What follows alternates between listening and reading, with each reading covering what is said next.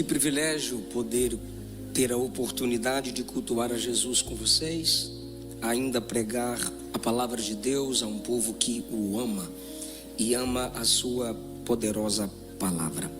Eu quero expressar a minha gratidão por esta oportunidade na pessoa ou nas pessoas aqui do pastor Silas Malafaia, pastora Elisete Malafaia. Eu preciso declarar publicamente que o pastor Silas impactou meu ministério desde a infância. Eu não cresci muito, o máximo que eu cheguei foi até aqui, mas eu era aquele pregador muito empolgado mesmo, igual Eliel Lima, o Gesiel Lima.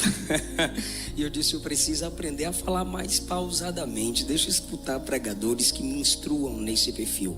E eu comecei a ouvir os CDs do pastor Silas Malafaia. Eu morava na casa de um casal no Distrito Federal, irmã Glória e irmão Erasmo, e várias pregações que eles recebiam por ofertarem no ministério.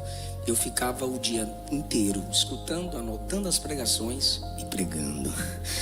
A minha habilidade na pregação temática foi aperfeiçoada pelas pregações do pastor Silas Malafaia, e hoje está aqui é um sonho e um privilégio e uma responsabilidade. Que o Senhor Jesus continue guardando vossa família, prosperando o seu ministério, fazendo-o formar discípulos cada vez mais para a glória de Deus. Eu gostaria de refletir com vocês em um texto da palavra de Deus, segundo livro dos Reis, capítulo de número 5. Segundo livro dos Reis, capítulo de número 5. O primeiro versículo que eu quero ler está no versículo 1, número 1.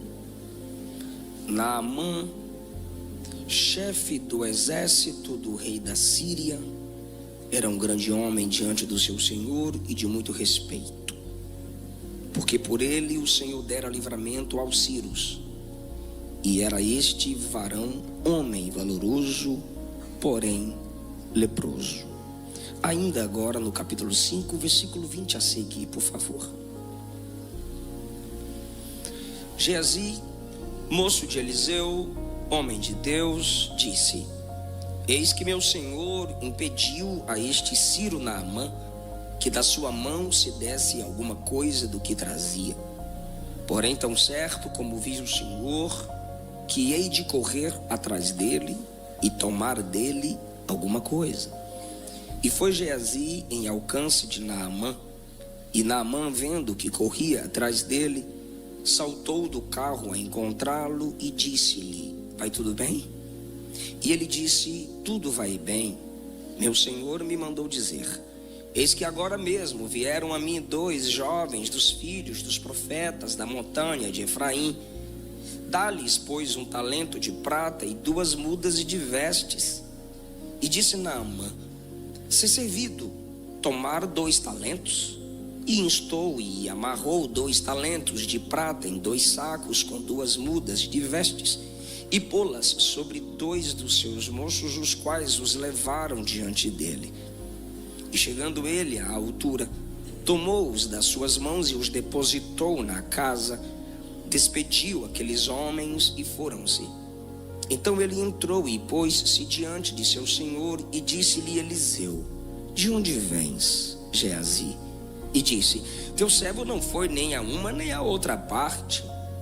Porém ele disse: porventura não foi contigo o meu coração quando aquele homem voltou de sobre o seu carro a encontrar-te? Era isso ocasião para tomares prata e para tomares vestes e olivais e vinhas e ovelhas e bois, servos e servas? Portanto, a lepra de Naamã se pegará a ti e a tua semente para sempre.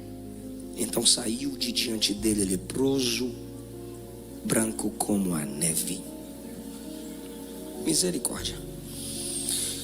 O segundo livro dos Reis é uma continuação do primeiro livro dos Reis, cuja intenção é mostrar a história dos reis de Israel, homens que foram levantados pela soberania e permissão divina para representar na terra a autoridade de Deus.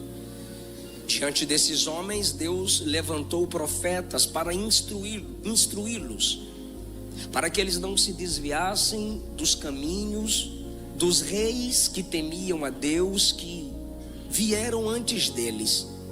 Os reis que se submetiam às palavras dos profetas se assemelhavam à autoridade divina diante do povo. O profetismo sofredor em Israel se inicia com Elias e Eliseu. Esses homens enfrentaram oposição por falarem a verdade de Deus àqueles que lhes escutavam. Também os maiores milagres acontecidos através de profetas foram através desses dois homens. E agora Eliseu, o sucessor de Elias, representa Deus na terra, providenciando o que era necessário para suprir a necessidade daqueles que confiavam em Deus. E cada necessidade suprida era uma revelação da soberania divina, do cuidado divino, Deus agindo entre o seu povo. A intenção do autor no capítulo 5 é revelar que o nome de Deus está ultrapassando nações, para além de Israel. Pessoas cujo templo de idolatria tinham seus deuses e ali cultuavam, estão ouvindo falar do verdadeiro Deus que age em Israel no meio do seu povo. O ministério de Eliseu se assemelhava ao ministério itinerante, um homem que não se fixava num ambiente só para exercer o profetismo que a ele foi confiado. Eliseu, considerado um profeta de palácio. O capítulo 5, como eu já disse, que intenta mostrar a soberania de Deus acima de todos os deuses, começa falando sobre um homem, chefe do exército de uma nação pagã, chamado Naamã, e através dele Deus havia dado livramento aos sírios. Homens que não temem a Deus, mas o texto está dizendo: quem lhes deu livramento foi o Deus de Israel. Mas isso não está plenamente claro na consciência de Naamã. Deus quer se revelar a Naamã, não apenas através de uma vitória coletiva. O versículo 2 diz: saíram tropas da Síria e da terra de Israel e levaram presa uma menina que ficou ao serviço da mulher de Naamã. Agora, uma moça é levada como escrava por um sírio da nação de Israel para servir a esposa desse homem pagão. Ela percebe a lepra de seu senhor Naamã e ela busca a esposa de Naamã e diz: quem dera que ele conhecesse o profeta de Israel, que é o profeta Eliseu. Naquele momento a esposa comunica com o seu marido, e o seu marido Naamã comunica com o rei, e o rei envia cartas ao rei de Israel oferecendo presentes e diz: eu te peço que restaures Naamã da sua lepra. O rei pensa que o rei da Síria está pedindo a ele, mas o rei só queria, através do rei de Israel, ter acesso ao profeta Eliseu. Mas o rei se preocupa porque muitos reis se comportavam com tirania. Por exemplo, Nabucodonosor: sonhei, esqueci o sonho, vocês vão me contar o sonho que sonhei e me dar a interpretação, e se a gente não conseguir, eu mato vocês. Então chega a carta dizendo: restaura Naamã da lepra. O rei pensa consigo mesmo: ele sabe que eu não sou Deus para restaurar Naamã da lepra, então ele está procurando ocasião contra mim. Eu não curo o cara, ele diz: já que você não curou Naamã como eu queria, eu vou guerrear contra você. Quando o rei se desespera, não tinha WhatsApp, mas já tinha fofoqueiro. O assunto chegou no Eliseu, e Eliseu disse: para que você rasgou seus presentes? Deixa vir a mim, e saberá que há profeta em Israel. Perceba que o texto vai nos levando por esse prisma de que Deus quer se revelar a Naamã para que seja conhecido através daquela autoridade de uma outra nação que o Deus verdadeiro está em Israel. Naamã veio com sua comitiva e parou na porta da casa do profeta. Quando ele para na porta da casa do profeta com toda a pompa e autoridade, chega a notícia do profeta de que o chefe do exército do rei da Síria está na porta do profeta. Eliseu manda um recado, fala para ele mergulhar 7 vezes no Jordão e ele ficará purificado.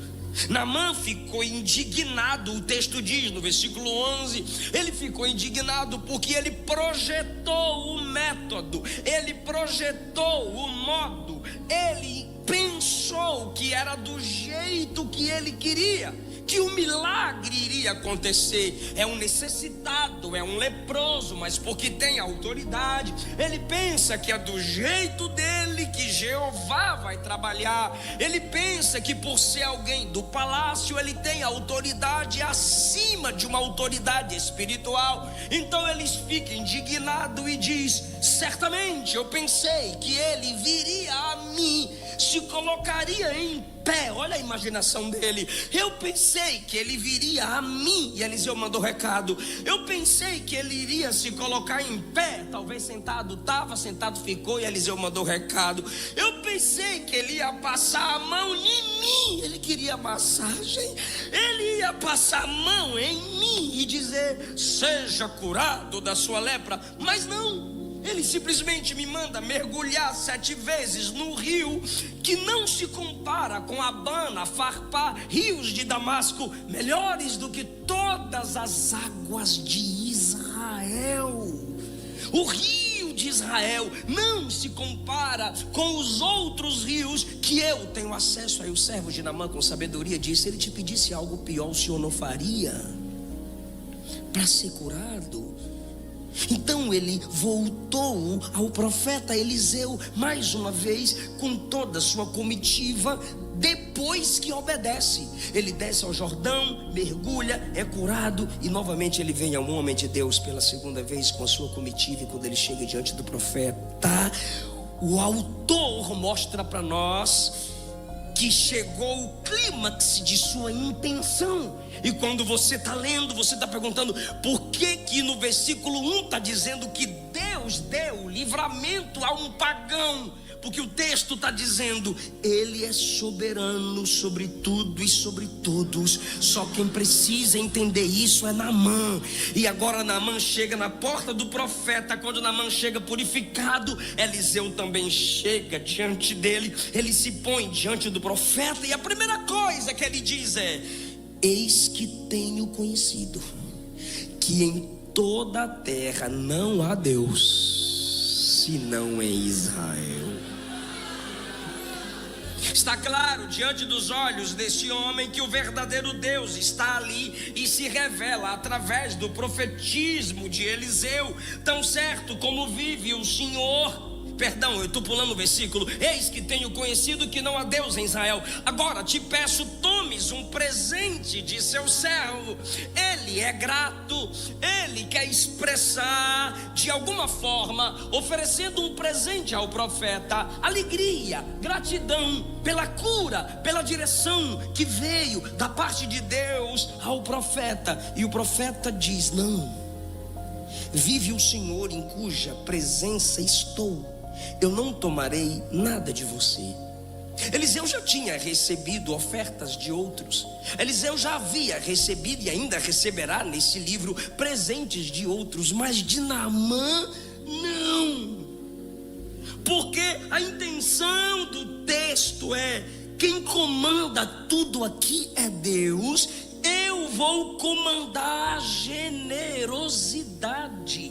Não é o meu dia de receber, Naamã, é o meu dia de entregar. É o dia de você entender que para o Deus de Israel, as riquezas terrenais e supervalorizadas pelos pagãos de nada vale. O Deus de Israel não recebe dinheiro como pagamento de milagre. Quem quiser expressar gratidão, que expresse, mas ele não precisa das riquezas humanas, porque tudo que temos vem dele e volta para ele. Naamã, a intenção aqui é mostrar que ele é soberano. Eu não vou pegar nada de você. Hoje é você que tem que aceitar receber, até porque o princípio que Paulo disse, que Jesus disse, perpassa em toda a Bíblia: melhor é dar do que receber. Então Naamã, como um novo convertido, irmão, diz assim: então tá bom, já que não vai receber presente de mim, me dá um pouquinho dessa terra aqui do seu jardim, que tu tá pisando, da sua rua, terra consagrada de Israel, para eu levar lá para minha nação, e eu vou levantar um altar, porque eu não posso cultuar com a terra de lá, eu quero cultuar com essa terra daqui, eu quero levar uma marca daqui. E perdoe o teu servo, pois quando o meu rei for entrar no templo de Rimon, ele entra apoiado na minha mão. Meu coração não estará nos deuses, meu coração não estará no templo. Eu só vou entrar para cumprir tabela. Que Deus já me perdoe, mesmo por estar num lugar sem intenção, mesmo que eu não esteja oferecendo sacrifício àquela imagem de escultura, mas só de estar lá, eu já peço perdão antecipado. Eliseu entende que um processo de santificação se inicia, que um processo de mudança se inicia. Então Eliseu não o confronta, e Eliseu diz: vá em paz, porque você já entendeu que só existe um Deus que manda no céu e que manda na terra. Você já entendeu, apesar do templo de seu rei, que só existe um Deus verdadeiro. Era só isso que Eliseu queria, meu Deus do céu. E agora Naamã sai. Quando Naamã sai, aí eu entro no texto que a gente vai falar sobre até sermos um. Lutemos contra o pecado da mentira. Lutemos contra a deslealdade. Lutemos contra o orgulho. Não haverá comunhão verdadeira se aqueles que querem fazer parte da comunhão dos santos vivem na prática da mentira. Nossa geração é acostumada com a capa, com o filtro, com a aparência, com o que parece. Mas o nosso Deus é o Deus que conhece profundo, escondido e trevas. E nessa manhã Jesus estará dando livramento a crente aqui. Jesus estará operando libertação no interior de jovens, adolescentes e famílias.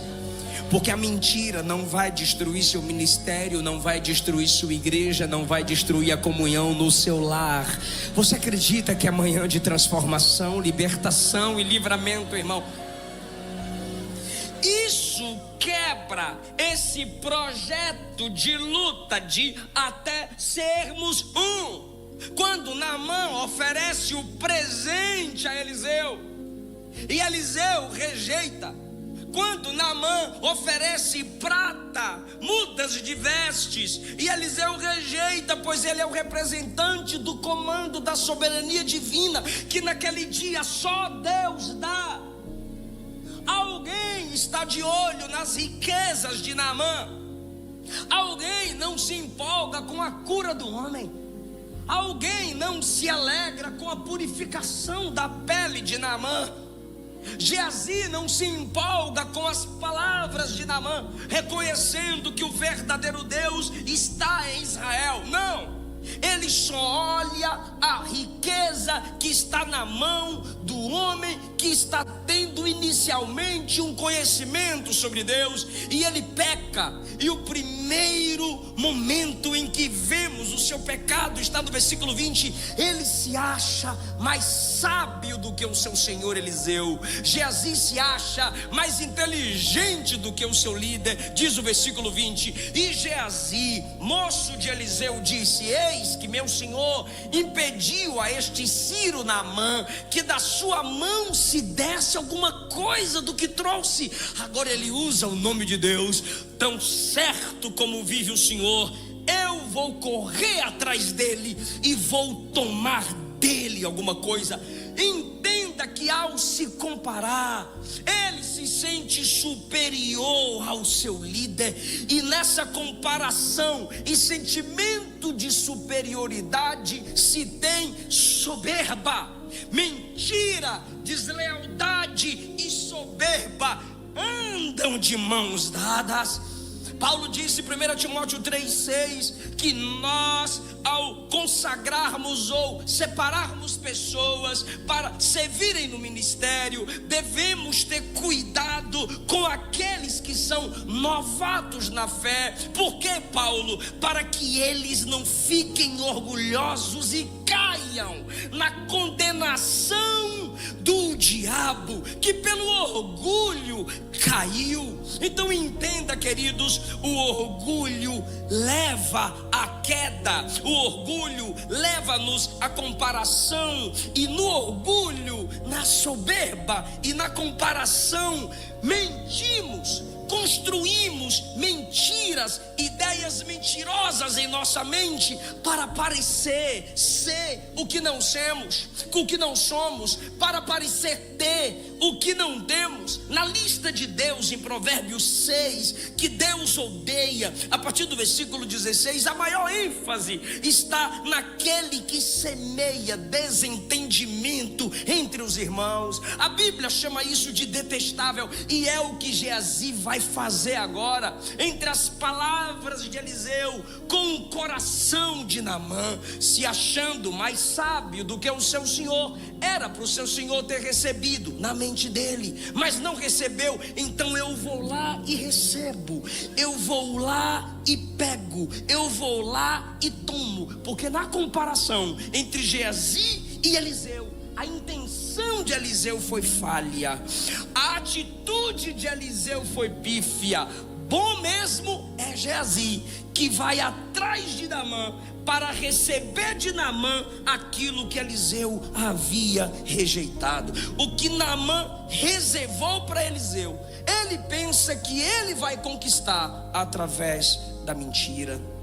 A segunda lição que temos a partir do versículo 20 é que relacionamento com quem tem experiência com Deus não nos faz escapar facilmente das nossas mentiras, dos nossos enganos. Tem gente que consegue andar com gente de verdade, tem gente que consegue andar com gente pura, usando máscaras, não entende que é necessário abrir a sua alma, vomitar o pus do pecado que está na alma, para chegar onde Eliseu chegou. Mas ele pensa que para chegar onde Eliseu chegou, que para conquistar o que Eliseu tem conquistado, a mentira consegue me ajudar. Perceba a diferença entre os servos de Naamã e o único servo de Eliseu. Os servos de Naamã disseram a ele: olha, o conselho que o profeta te deu é muito bom, escute o profeta e tu serás purificado. O santo profeta de Deus tem um servo, e esse é vil, mentiroso e desobediente. Os servos de Naamã, que ouviram falar de Eliseu à distância, honram Eliseu à distância.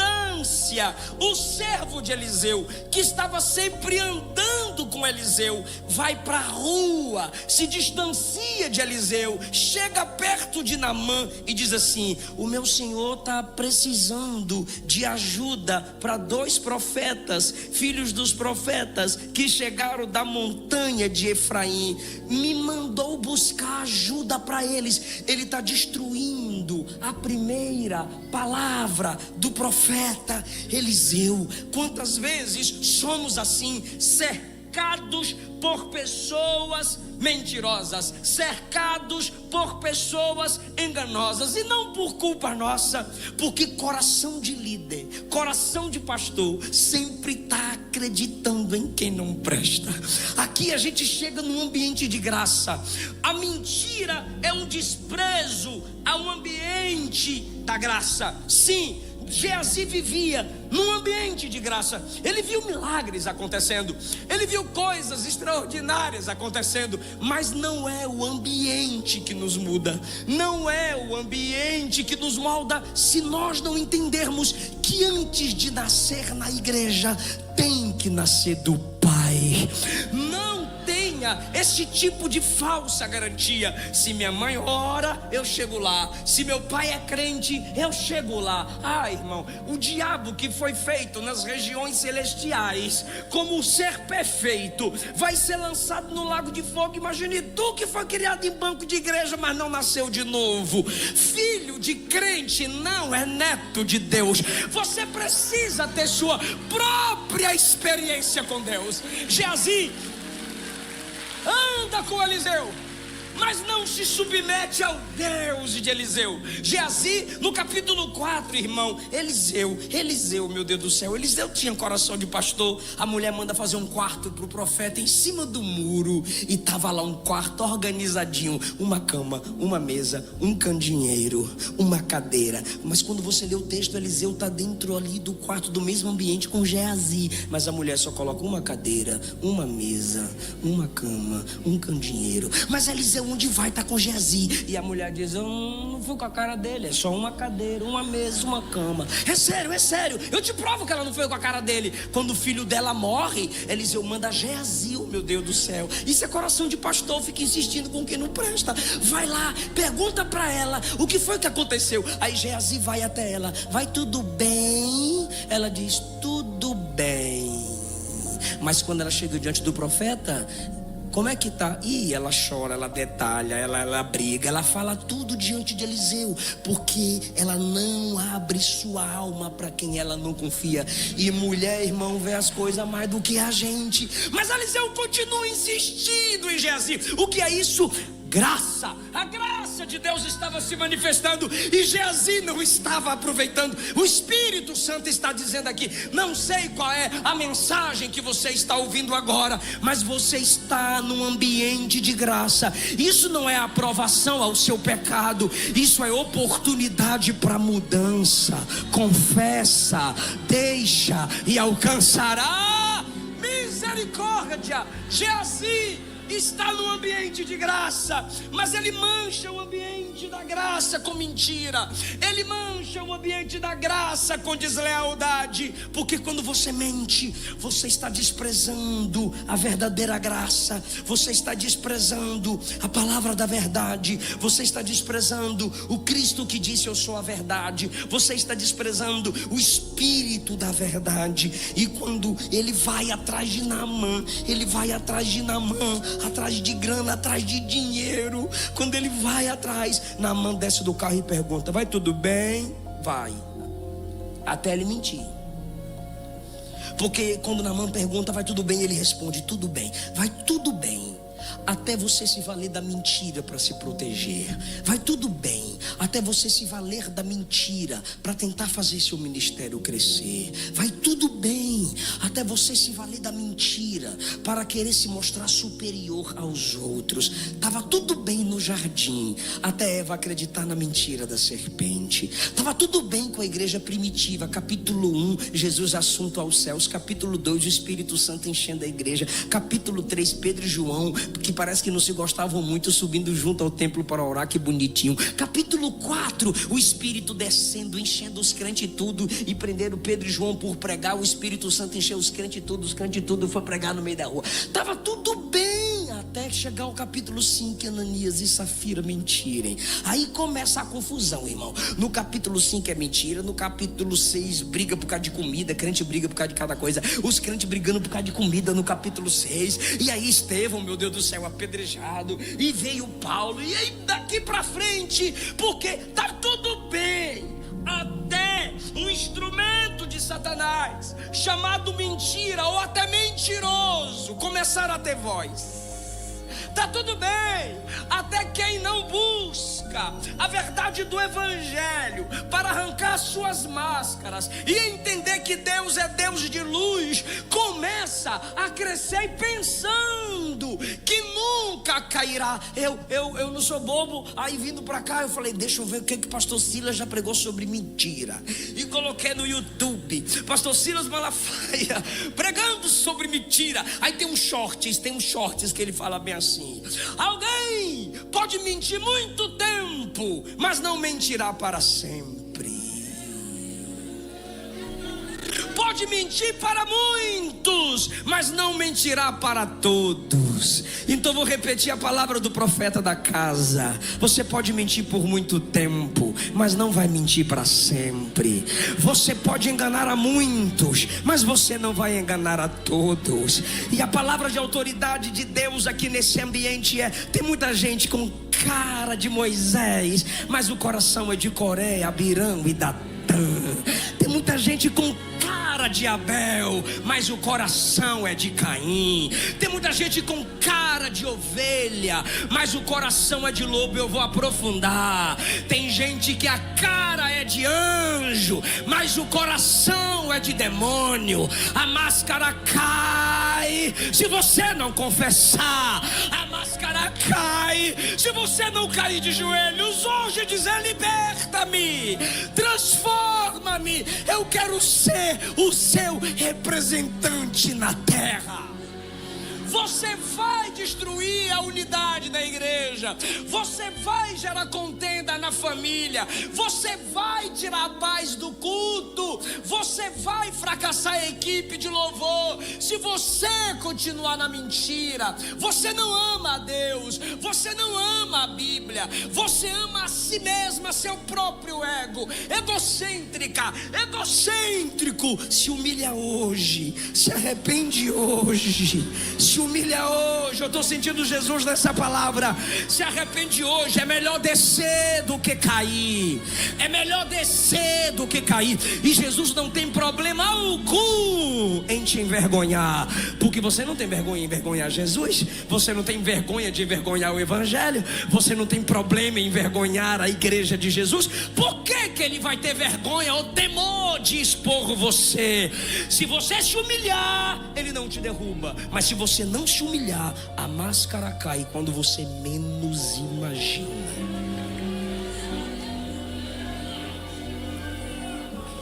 Olha a nossa mente. Naamã veio 2 servos da montanha de Efraim. Mentira. Lá na casa do profeta Eliseu. Mentira. E Eliseu falou que eles estão precisando de prata e vestes. Mentira. Tem um meme de uma menina que a professora manda uma carta falando dela. Aí a mãe vai lendo: mentira. Então essa menina tinha que estar lá junto com Geazi.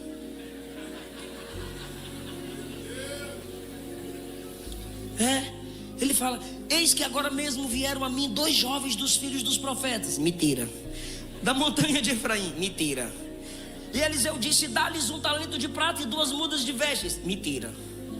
A menina não estava lá, mas a consciência não estava.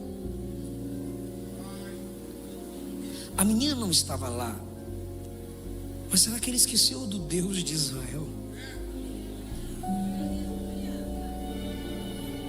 Nesse momento, ele está desfazendo da palavra do seu pastor. Ele está colocando em descrédito a palavra do seu líder. Pergunta para mim por quê? Porque a palavra do líder foi essa: diante do Deus em cuja presença estou, não vou pegar nada. Quem comanda a generosidade aqui hoje sou eu. Naamã está com isso na mente e vai para casa. De repente chega um mentiroso. Sabe o profeta Eliseu que falou para tu que não queria o dinheiro? Sim. Aí ele mudou de ideia e mandou eu vir aqui falar para tu que agora ele quer o dinheiro. Imagine Naamã dizendo: peraí, um homem com tanta seriedade, um homem com tanta autoridade, um homem com tanta credibilidade, do nada muda de ideia. Antes não queria e agora quer. Como que ele não precisava e agora precisa? E você lembra do que Jesus disse? Que o seu sim seja e o seu não seja. Talvez você diga: mas pastor, sim é sim, não é não. Não é não. É que às vezes tu dizes sim com a boca,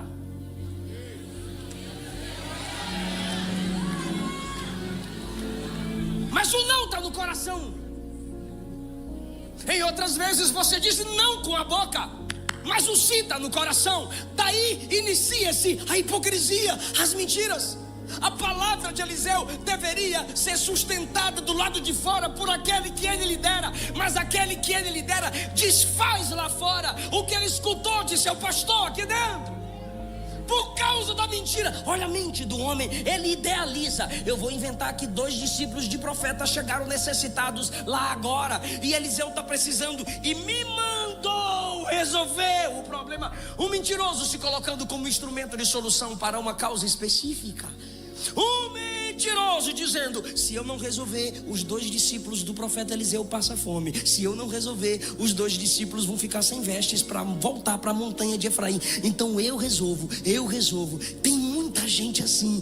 É mentiroso, mas quer ser profeta. É mentiroso, mas quer ser pastor. É mentiroso, mas quer ser líder. E como não tem credibilidade, tem que usar o nome de alguém para ver se alguém lhe escuta. Porque ele não chega lá e diz assim: ó, é o seguinte, o profeta lá falou para tu que não precisava, mas eu acho que ele precisa. É que ele tem muito temor, ele é muito ético, e eu poderia levar, se o senhor quiser entregar na minha mão, eu levo alguma coisinha para eu dar um presente para ele. Ó, a gente tem uma escola de profetas, que o pastor Eliseu cuida da escola de profeta. Tá crescendo muito. Esses dias a gente foi arrancar uma árvore e aí o machado caiu na água. Pensa no confuseiro, seu Naamã. E a gente teve que pedir emprestado. Então a gente precisa de dinheiro. Se o senhor quiser deixar uma ofertinha, deixa, vaza, entrega aí, passa para. Ele não recebe, mas eu cuido dele. Ou ele poderia simplesmente dizer: o meu senhor não quis, mas eu estou precisando. O meu senhor não está precisando, mas eu estou. O senhor poderia me auxiliar? Fui eu que dei o recado para ele, que o senhor estava lá na porta todo leproso, fedorento. Aí ele mandou eu falar para o senhor. Fui eu, ó, eu estava lá junto com tu, eu te ajudei. Ajuda eu. Meu Deus do céu, sinceridade, humildade, verdade. Mas como ele não tem credibilidade, como ele não tem história, ele tem que usar o nome de alguém na mentira. Ele tem que usar o nome de alguém para ver se sua palavra é ouvida. Eliseu. Viva de tal forma ao ponto de não precisar se valer do nome do outro para que sua palavra tenha credibilidade. Se esforce de tal modo para que as pessoas te vejam com sim, sim, não, não. Naamã simplesmente diz: tá bom, eu não vou dar uma peça só não, eu vou dar 2. Eu não vou dar uma peça de prata, eu vou dar 2. Pega os meus servos e eles vão levar tudo que você precisar. E os 2 servos agora vão acompanhando Geazi. Ele acabou de dizer o que Eliseu não disse. E ele recebe ouro, prata, e vestes de um novo convertido, quando a liderança disse: não é o momento. E agora, irmão, ele volta para diante do profeta como se estivesse tudo bem. Ele volta para diante do profeta como se nada tivesse acontecido. Mas ele acabou de envergonhar o ministério do profeta. Ele acabou de expor Eliseu no meio da rua como um mentiroso, alguém que voltou atrás da sua palavra sem nenhum tipo de arrependimento. Quando ele volta, Eliseu olha para ele e pergunta: aqui é a última chance que ele tem para se arrepender. E eu tenho plena certeza do que Deus me deu para pregar aqui nessa manhã. Talvez nesta manhã seja a última oportunidade que Deus está te dando. Ele é onisciente. Que essa palavra pese no seu coração como pesou no meu. Pesou tanto no meu que eu disse: eu vou pregar para pesar no coração dos outros também, que eu não vou ficar sofrendo sozinho, porque a palavra nos confronta. Olha isso, olha isso. De onde você vem? É mais do que uma informação de um ponto geográfico. De onde você vem? Conta seus passos. Fale o processo de sua caminhada.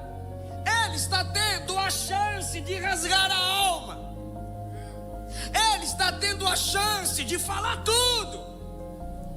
Mas não, quando o profeta pergunta: de onde vens? Ele está tão seguro que vai continuar enganando, porque tu pode mentir.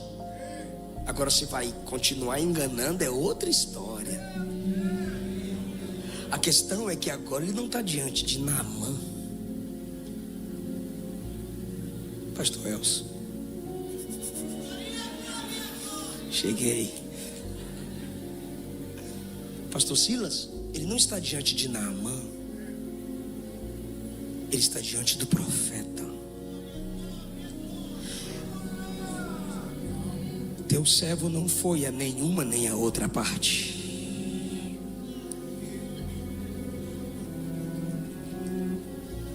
Para quê? O espelho está escancarado diante de ti, Naamã. Perdão, Geazi. Por quê? Tentar esconder diante de alguém que você sabe que tem comunhão com Deus. Diante de alguém que é a representatividade do Deus onisciente, pois o dom de profecia, revelação, visão é uma parcela, uma pequena chama do conhecimento total desse Deus que se manifesta dizendo: ninguém me engana, ninguém esconde diante de mim o que é preciso ser revelado. E ele disse: teu servo não foi a nenhuma e nem a outra parte. Olha a pergunta de Eliseu: porventura o meu espírito não foi contigo? Eliseu está dizendo: tu está pensando que em meu espírito eu não te vi indo até Naamã?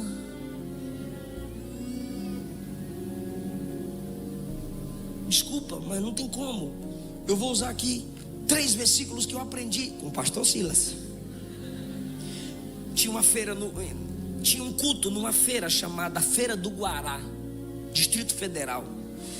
E o bispo Valdo me levava para pregar nessa feira. Os irmãos saíam das lojas, antes de entrarem nas lojas, eles se reuniam, faziam um círculo, e ele tocava pandeiro, cantava os corinhos de fogo que os carioca faz, e me dava a oportunidade para pregar. E enquanto ele estava reunido, os irmãos ligando o sonzinho, eu estava num Chevette prata dele, ouvindo o CD do pastor Silas, o Deus que tudo vê. E eu falei: isso aqui eu vou memorizar. Eu memorizei. Daniel capítulo 2, versículo 22. Deus conhece o profundo, o escondido e as trevas, mas com ele mora a luz. Provérbios capítulo 15, versículo 3. Os olhos do Senhor estão em todo lugar, contemplando o mal e bom. Hebreus 4:13. Todas as coisas estão nuas e patentes aos olhos daquele que devemos dar conta. O meu espírito te viu, Geazi.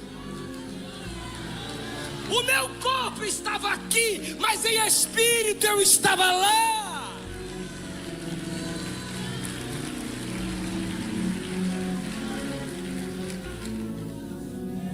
Aleluia. Aleluia.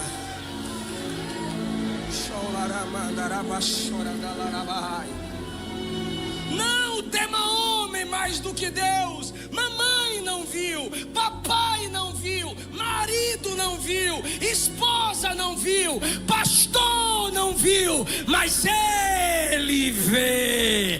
Ele sabe de todas as coisas, e ele te amou tanto que ele te preservou até hoje. Mas ele está perguntando: até quando? Até quando? Até quando? Meu espírito te viu. Olha a pergunta de Eliseu: era essa a ocasião para tomares as riquezas? Era esta ocasião, em outra sim. Todo obreiro é digno do seu salário, Geazi. O pastor é digno de duplo honorário, Geazi. Aquele que é instruído na palavra reparta de todos os seus bens com aquele que lhe instrui, Geazi.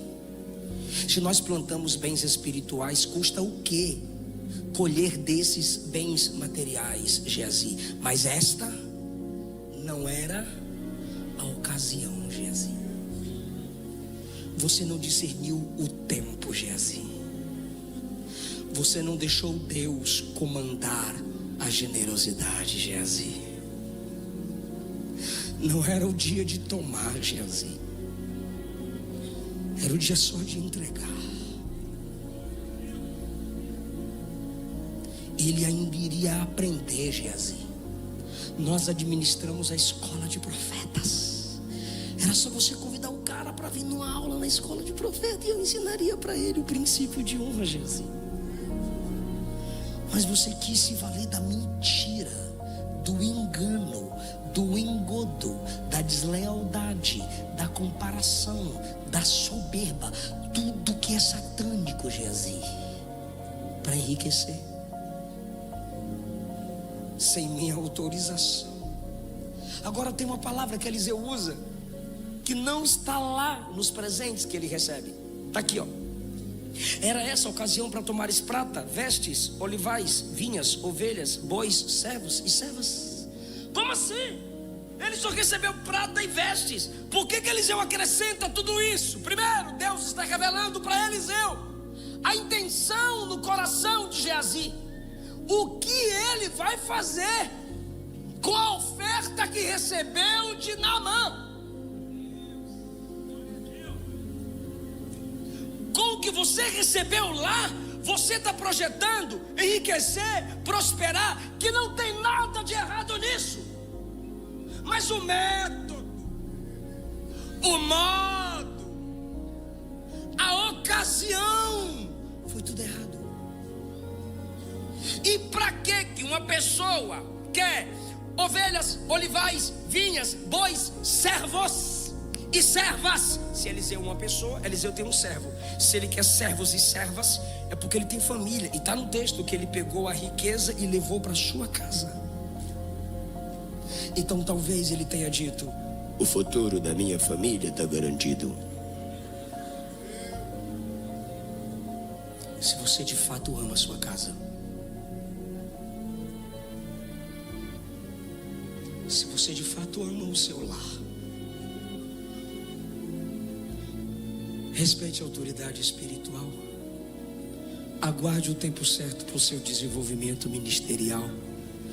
Fuja da soberba, da comparação, e não viva na mentira. Pelo que eu conquistei, pelo engano, minha família já está garantida. O profeta diz: a lepra de Naamã não vai pegar só em você,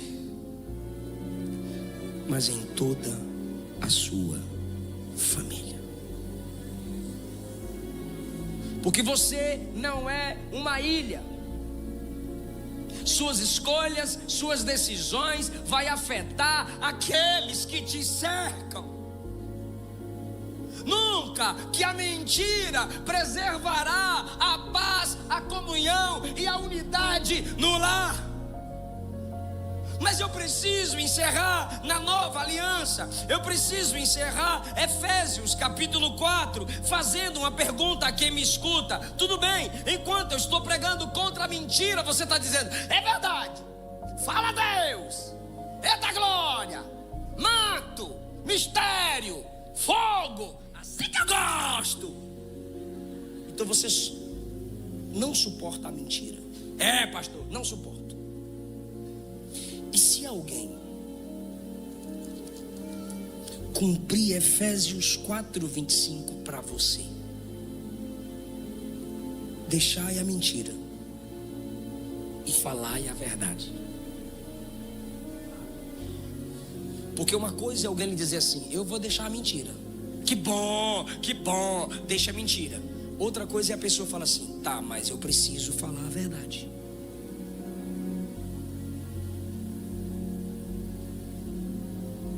você lutaria por isso aqui?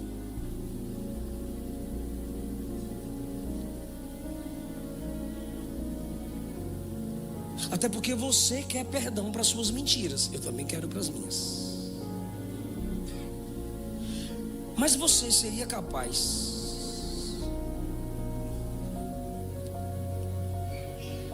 de praticar o versículo 31 ao saber a verdade?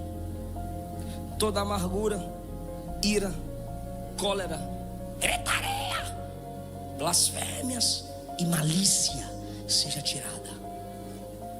Se alguém deixa a mentira e fala a verdade, como ficará seu coração? Amargurado? Como serão suas palavras? Irascíveis? Coléricas? Como serão suas palavras? Com gritarias? Com blasfêmias? Aí Paulo conclui no 32: antes, sede uns para com os outros benignos, misericordiosos, perdoando-vos uns aos outros. Essa graça vai alcançar a sua casa, sua família, seu ministério. Mas assim como Cristo é a prova do perdão do Pai para os seus pecados, você também deve buscar graça em Deus para perdoar aqueles que a você vão confessar mentiras. E o primeiro passo para a mudança dele, para a mudança dela, é a confissão. Geazi acaba a história se retirando da presença de Eliseu, porque ele teve a chance de se humilhar, confessar, cair de joelhos e abrir mão da mentira, mas ele rejeitou a oportunidade. Você ainda está na presença de Deus. Eliseu deixou Geazi sair com a lepra que de Naamã passou para ele. O mesmo juízo que estava lá passou para ele. Eliseu deixou Geazi se retirar, mas Jesus não desistiu de você. A palavra do pastor aqui é: congregue. E a palavra de Cristo a você é: eu te atraí.